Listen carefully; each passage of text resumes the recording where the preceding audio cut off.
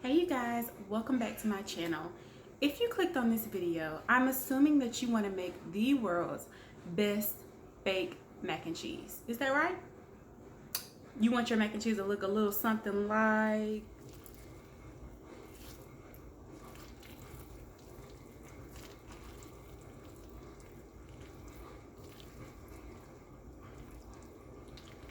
Alright, that's what I thought. So, you guys, every chef or home cook has that one or two dishes that they are known for, that everyone expects them to make and everyone loves.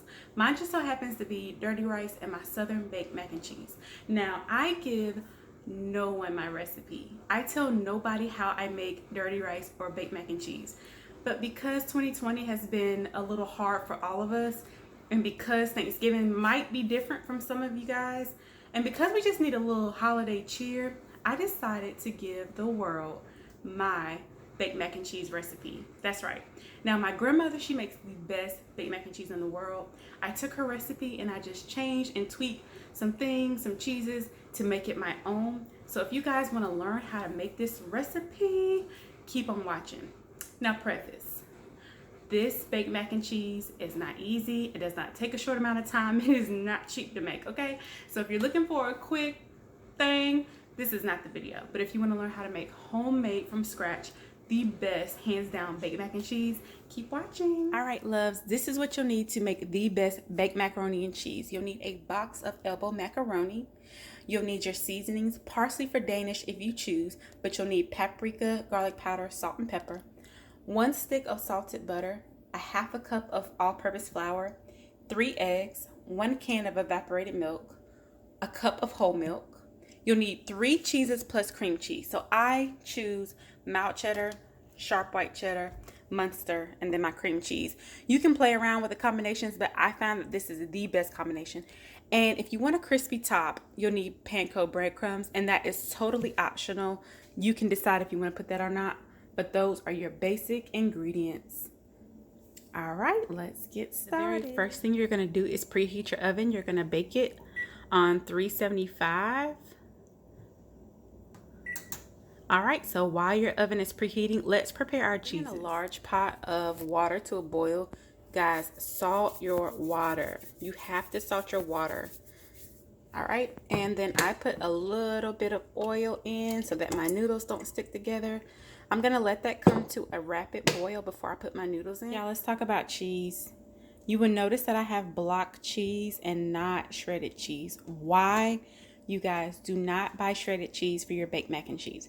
Shredded cheese is okay for other dishes. It is not okay for baked macaroni and cheese. Why?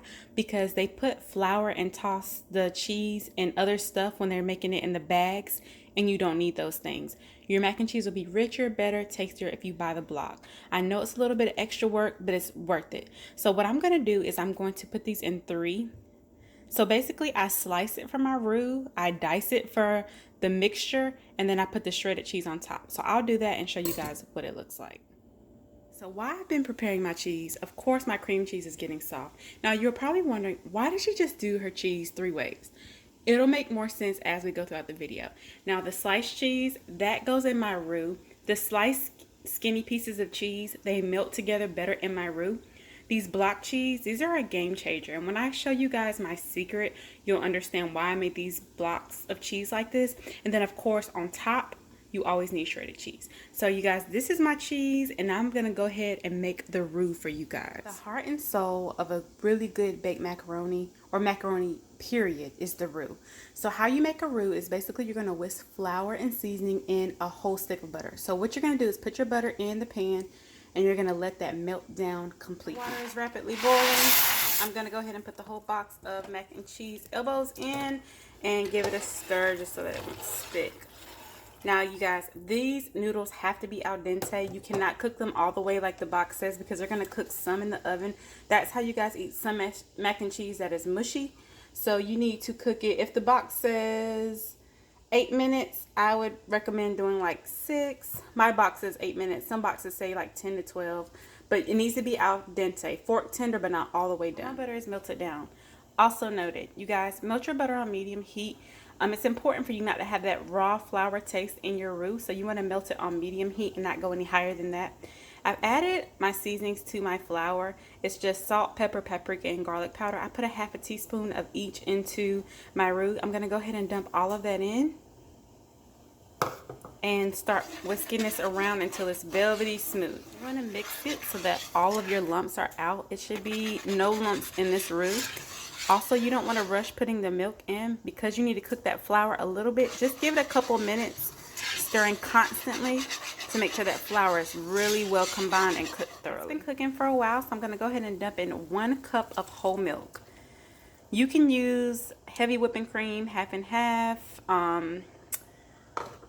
whatever you choose. I tried Always. My favorite way is whole milk, and you're only going to use a cup because we're also using evaporated milk. So I'm going to go ahead and whisk that together and show you what it looks like when it's done. Not to let this get too thick. It should look just like gravy.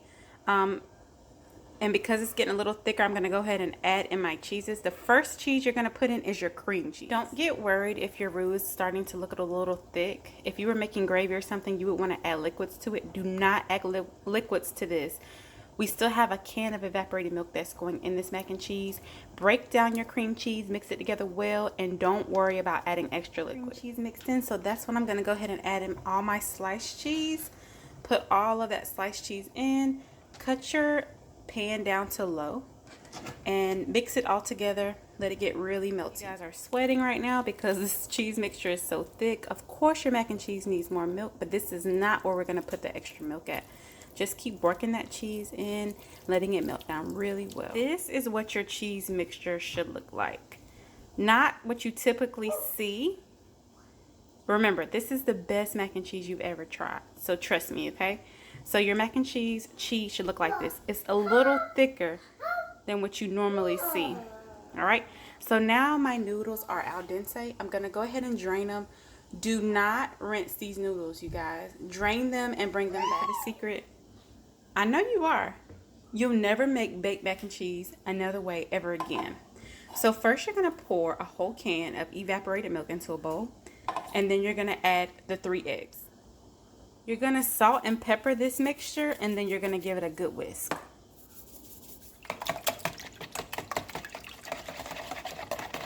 Y'all know those cube cheeses that we cut up? You're going to add all of that to this milk mixture. My noodles are drained. Remember, they have to be al dente. They cannot be mushy. You're going to go ahead and add your cheese mixture roux to your noodles, and you're going to stir that completely. Honestly, you guys, it's really good just like this if you want to just make basic mac and cheese. But remember, it's the holidays. We're being fancy. We're going to go the extra mile and bake it. So go ahead and grease a 13x9 pan and pour all of your really thick mac and cheese mixture into that pan. Once you put your mac and cheese in your pan, it's going to be a little clumpy. What you're going to do is take a fork and kind of go through it. Now, you might be wondering, when is she going to put that milk and cheese mixture and egg mixture in? I'm glad you asked. I'm doing that right now. It will be a game changer for y'all. Pour that milk, egg, and cheese mixture directly over your baked mac and cheese. Yep. We are not stirring it, mixing it in. You're putting it just like that.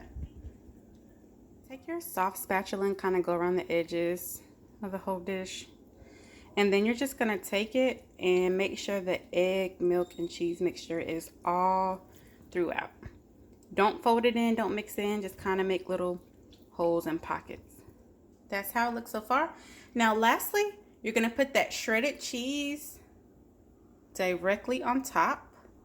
Cover and bake it for 40 minutes on 375. This is when I usually put my parsley on. After 40 minutes in the oven, your mac and cheese will look like this.